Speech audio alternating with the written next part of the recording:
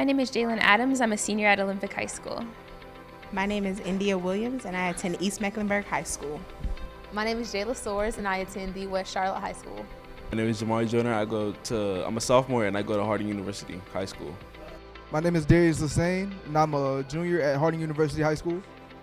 My name is Justin Castro. I'm in the 11th grade, and I attend Harding University High School. Hello, my name is Miliani Smith, and I attend Charlotte Country Day School. My name is Larry Bosc, and I'm a retired teacher. Taught for 41 years, most of it at East Mecklenburg High School. I was very excited to be asked to participate in this student discussion. History has always been a passion of mine ever since I was in high school, a very long time ago. And I'm very excited to be at the Levine.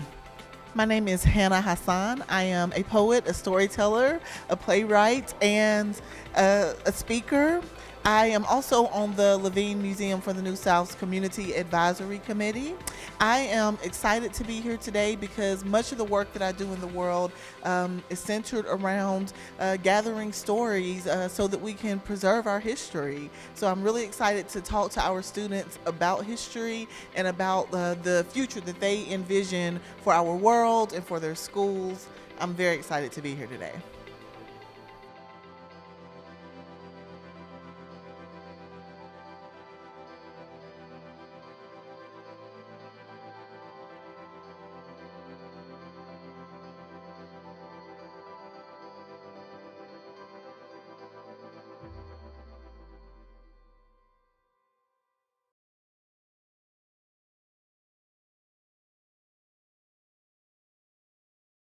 All right, you all, we've had a very rich dialogue here. We've talked about what you're learning in your history classes, maybe some of the things that are missing that you're not learning, that you crave and want to know more about. We've talked about why some of those things are being excluded. And now we're going to round this out by discussing a little bit of the future, your hopes, your dreams, maybe some of your fears as well. Miliani, I'm going to roll to you. Yeah, so what needs to be changed a lot, like A to Z? I definitely think just from like all of us sharing our experiences, we've all had different experiences, yet they've been similar. And I think the experiences have been different because of the resources that are available at our schools. I'm a huge advocate for equity and not just equality, because equity, everyone's given the same resources and has the same opportunities. And I just don't feel like that's happening. Whether I'm going to a private school, charter school, public school, I feel like there needs to be some type of like even like level playing field, some type of understanding between everyone about this is what we're learning, this is why it's important, and I just feel like that's missing right now. So definitely in the future, I think that we should be striving for equity within our education system and providing more resources. Yeah. So Larry, just to sort of piggyback off of that, what kind of power do students have to advocate for a change within the curriculum or within their schools? Well, I don't want to be negative, but I will say that they don't have a lot of power. Yeah. Whether it be a private school or public school or charter school. I guess you could argue that the smaller the school, perhaps the easier it might be to bring about change. But for most Charlotte-Mecklenburg schools, you know, the smallest school, high school, is what, 1,800, 1,600? And that's a lot. You know, Country Day has a upper school of what, 400, something like that, 500. So I think that, you know, it would take a concerted effort by a lot of students to bring the kind of change that some of you would like to see. Yeah. But it certainly could happen. It just would require that. And you would have to face the same problems that teachers do when they say, I want to do this, I want to teach about this.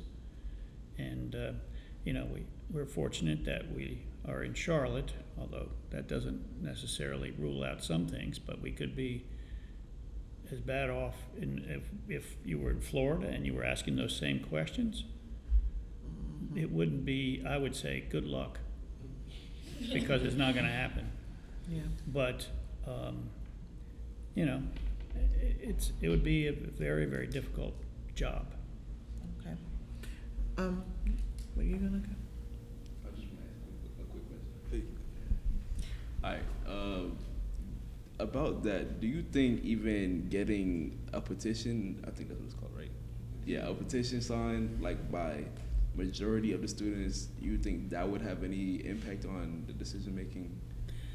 Yeah, I mean, I certainly think it would. I think you have to, you know, you'd have to work very diligently to get students across the board interested in doing what you know, saying what you want.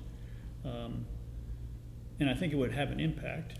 You'd have to promote it outside the school. You'd have to bring in the media and, you know, do things like that. That would require a lot of work. But I think it can be done. It's just, you know, it would just be a lot of work. That's a bit where understanding the history is Yeah. sort of comes into play. 'Cause Mhm. students have led many movements in the past, right? And I think I gave you 2 articles of powerful student movements. One in Birmingham in 1963. A good friend of mine teaches at the school where the walkout and the Children's March started. And then in 1968, most people, you're not going to hear this in history class, but the Mexican student walkout in 1968, the Mexican American walkout in Los Angeles. I mean, you know, it's 1968. The Westminster decision, which was made to end segregation in schools in Los Angeles in 1946. In 1968, they were walking out of the class because of the conditions of the schools they were in. And that really was a major factor in changing the school system there, as it was in Birmingham. Personally, I'm very hopeful for the future, and I personally believe that, like, us as a whole, we're shaping the future pretty much, like pretty much setting what's going to be the stepping stones for the next generation and next people after us to pretty much better everything that we're talking about, that we're having issues with, pretty much make everything better for everybody else. Yeah. After our generation. I love that. So you just spoke about hopes, and let's talk about just some of your fears that you might have, and we'll roll back into hope as well, because we want to leave on that note. But what are some of the fears that you have for, if you look at things as they are now, if maybe they were to stay that way, what might come up for you? My fears is that kind of how this will affect us as we get older. I think one of the biggest aspects of just truthful education and a well-rounded education that a lot of people don't touch on is how necessary it is to function in everyday life. You're not going to get the same shielding or even just protection from uncomfortable, grisly facts that you have in education system. You're eventually going to have to leave and enter these other systems where you will be forced to have to deal with diverse thought processes, bloody history, how that history is affecting you today. And not teaching that history, not dealing with it, not learning to think about it, critically think, will always impact you, whether it be in the voting boxes or just on an interpersonal level. If you don't learn very early on the idea to kind of deconstruct what's being said to you and the context in which it's being said, you can fall up in a lot of traps that even politicians set up with fear mongering and sensationalizing news and stuff like that. And when that happens, all of us face the consequences because you're voting with ignorance in your heart and your head. And now we have someone in office who doesn't know what they're doing, and now we have rollbacks on specific taxes, specific acts being enacted that none of us want, and it just makes a really, really bad social climate that I don't want us to deal with. Yeah, thank you. One of my fears is, I think they should be able to change it as we go into the future and have a better understanding of what students want in the classroom and how they're going to teach the certain, like the specific history, or I don't know the word, but I'm trying to get it out. You are. So it's like, I just want my child, if I do have a child, to have a better experience in school, basically. That's it. Yeah. So we hear fear for like the way that this can impact you as you grow and move into other spaces in your life, and really even just a fear for a generation coming up after you. Those are valid. Just wanted to take space to give give space for what is fear in the room.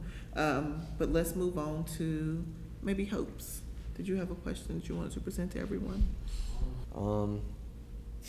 Based on what we talked about today, is there anything you specifically would like to see change in the next decade or few years, but in the next decade? And if so, if there is anything, how would you contribute to that or add any play or part into that? Personally, something that I would like to see change, like, is mainly within school systems. It's kind of stereotype that's surrounded around a certain school. Like, our school may be predominantly black, so it's a certain stereotype that's surrounded by that, specifically because we're all, or majority, black or minorities. So I would just like to see the stereotypes around certain school systems be changed. Thank you. I would like to see a change in the communities. I say more diverse communities have, instead of having a more, what is it, one race in like that community, and they go to that certain school, like how it's kind of segregated in a way. Mm-hmm. I would like to see more black and white communities coming together, Mexicans, Latinos, if they're in the same boat, Mm-hmm. all in one community, just interacting with each other. Mm-hmm. Not, oh, he's black, I'm scared of him. I don't want to see that in the future, or, the schools that we have right now, like, as you said, our school is predominantly black, and we have a few white folks, we share the school with Mexicans or Hispanics. They're also the other half of the school that makes it up. Mm-hmm. So it's like Myers Park, mainly white, POB, mainly black as well. So it's like, I don't know if it will stay the same in the future, but I would like to see it change. Diversity. The change I would like to see is in curriculum. I want it to be more set in the now than it was in the past. I feel like us having these conversations right now and advocating for ourselves is one of the main ways that we are going to lead to the progression in the future. So that's what I like to see. Thank you. I'm kind of going to combine all of yours.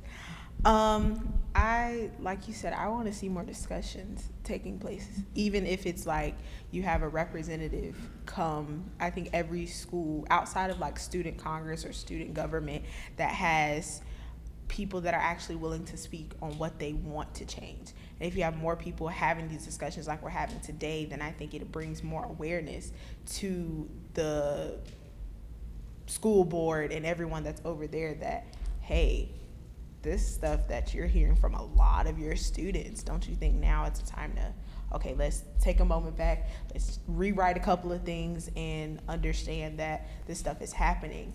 So if we just have more discussions, like even if they're like us, 7 kids, Mm-hmm. having this discussion, I think that's beneficial to not just the people that are on that panel, but the school board and the students that they may be representing. I would like to see a change in really the autonomy of students. Despite being the main shareholders in the fight for education and the quality of our education, we don't really have a lot of power to make concrete, solid change, and I feel like that needs to change drastically. I feel like every student has a right to say, I don't like this in my curriculum, I don't like this in my school, this is what I need to see, and it needs to mean something to the people who are making decisions. If that's not happening, then there's really no way that we can all rebuild education to a system that's tailored specifically to and for us.